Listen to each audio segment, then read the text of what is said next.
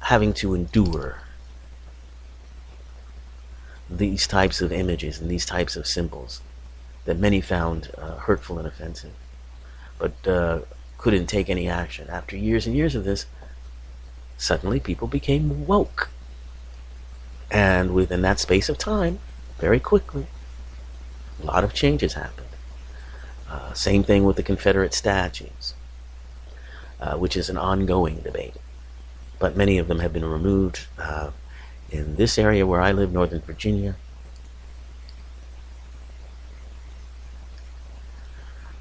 and in Maryland and other parts of the South as well.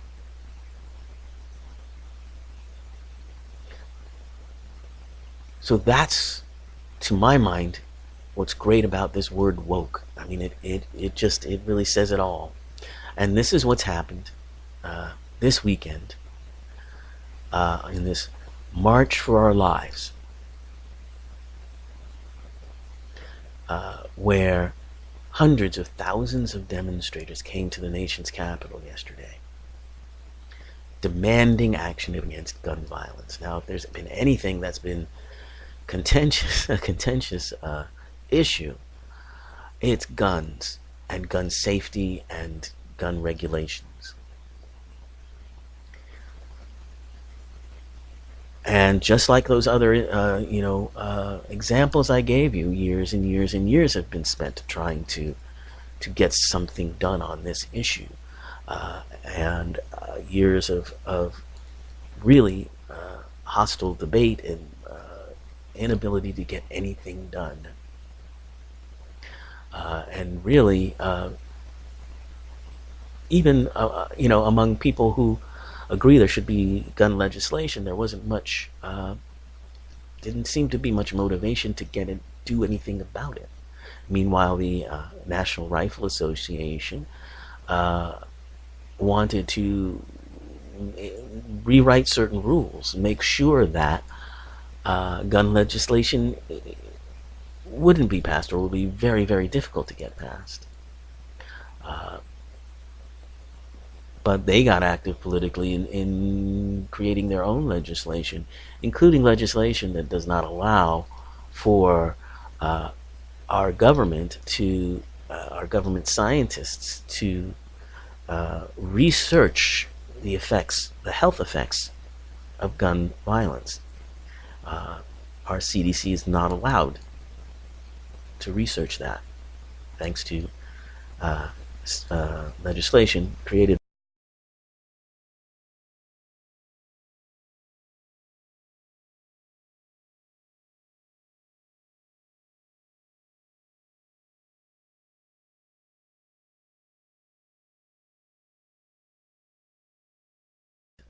that horrible shooting last month, where 17 people were killed, 17 children. Well, I think they were not all children, but many of them were.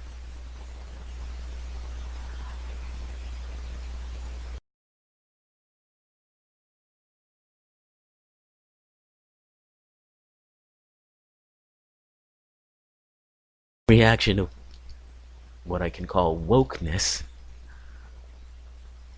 that's sweeping the country as people watch these kids give these inspired and impassioned speeches, speech after speech after speech. It was just amazing. These kids put it all out on the line there, and they were bright and thoughtful and focused and determined.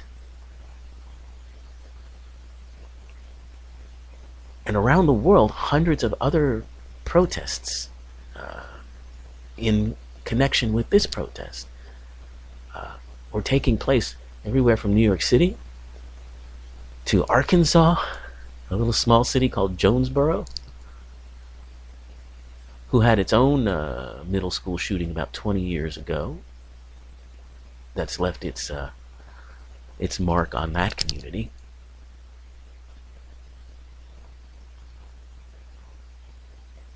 Boise, Idaho, Salt Lake City.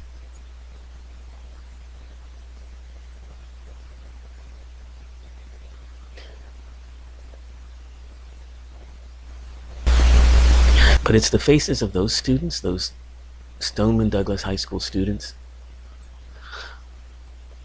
and their messages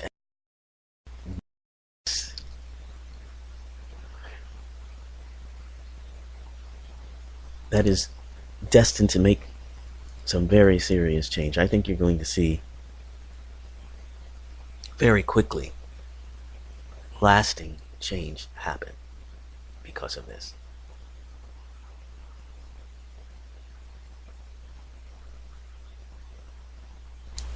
Here's what one of the students, Cameron Caskey, said yesterday. To the leaders, skeptics, and cynics who told us to sit down, stay silent, and wait your turn, welcome to the revolution. Either represent the people or get out, stand for us, or beware, the voters are coming. And it's a powerful message because these kids are getting to voting age within the next year or two.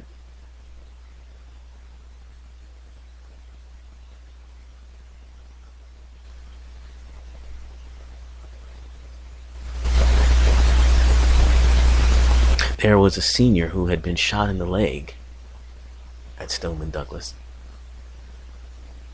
named Sam Fuentes. She became ill while she was delivering her speech on the stage,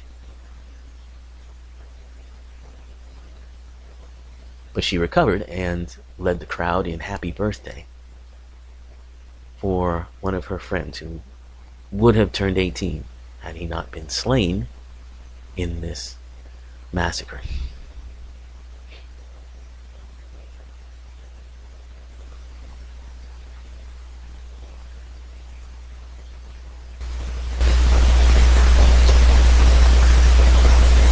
It was very emotional,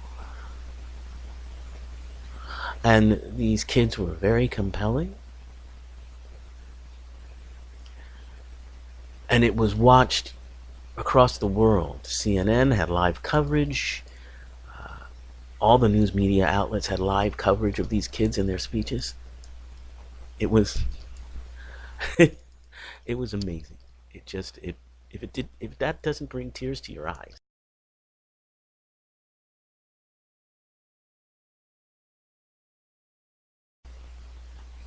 Very, very powerful. This march drew huge crowds.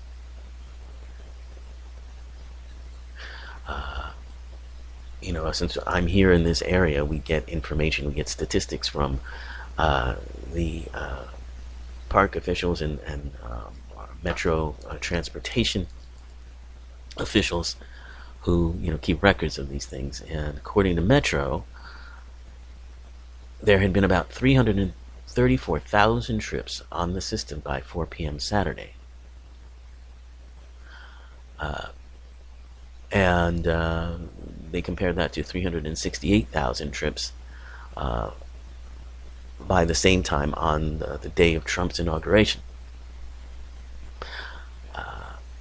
And they also threw in the Women's March, which apparently generated the most, 597,000 trips by the same time of day.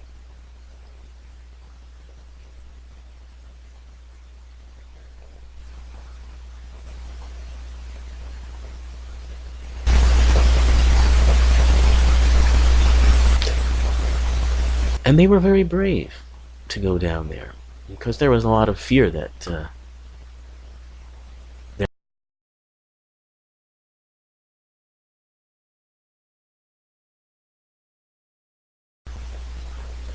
and hostility from those who object to such cries for greater gun regulation. But this is a generation of kids who have grown up with school shootings being a thing.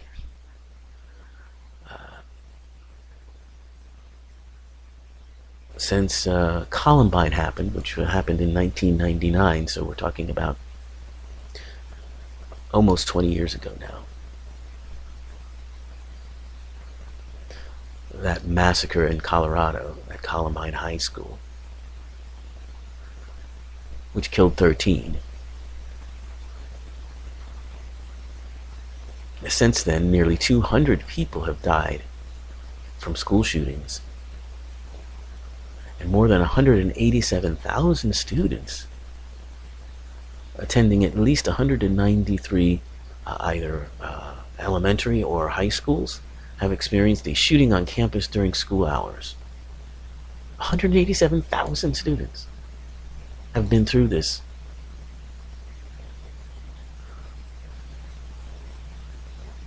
This is according to analysis that the Washington Post did. And that same analysis found that apparently Hispanic students are nearly twice as likely as white students to experience gun violence at school, and that black students are 3 times as likely.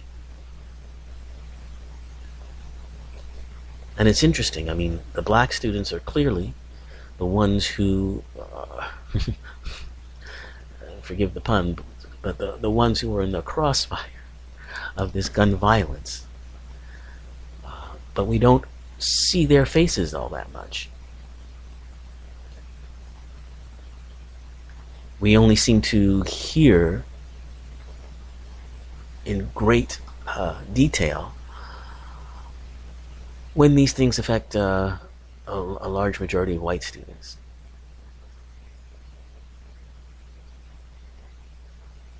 Which is interesting. And there was a young woman, a young lady, African American, who spoke to that and spoke to the stories that weren't being told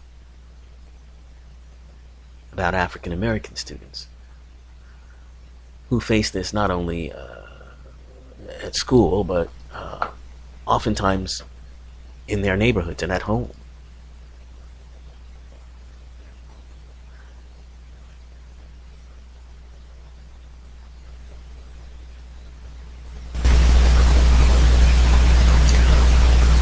So all in all, a very powerful day of wokeness yesterday.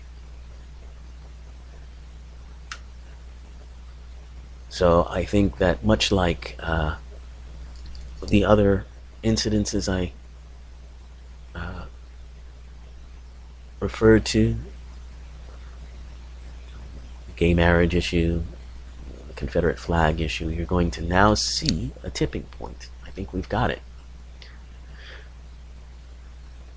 About time, I think many people will believe.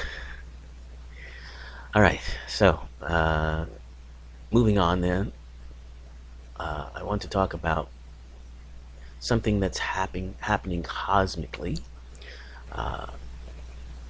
As you may know, if you listen to the show before, I often talk about cosmic activity and even astrological alignments and how they affect us. Because I believe they do. And, you know, some people disagree or are skeptical, and that's fine. I use it just to present a context, you know, for things that might be, you know, just something to keep in mind.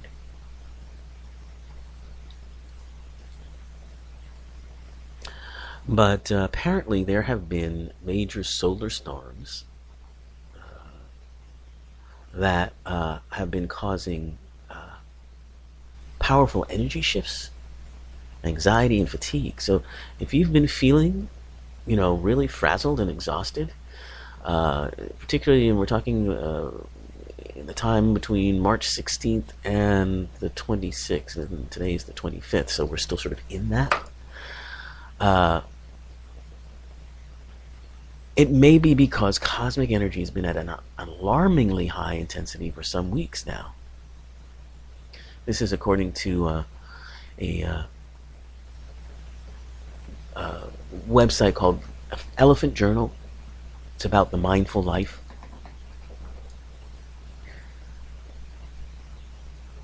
Currently, there's a 200,000 kilometer wide canyon-shaped coronal hole that has opened up in the sun's atmosphere, dividing almost the entire Earth-facing hemisphere.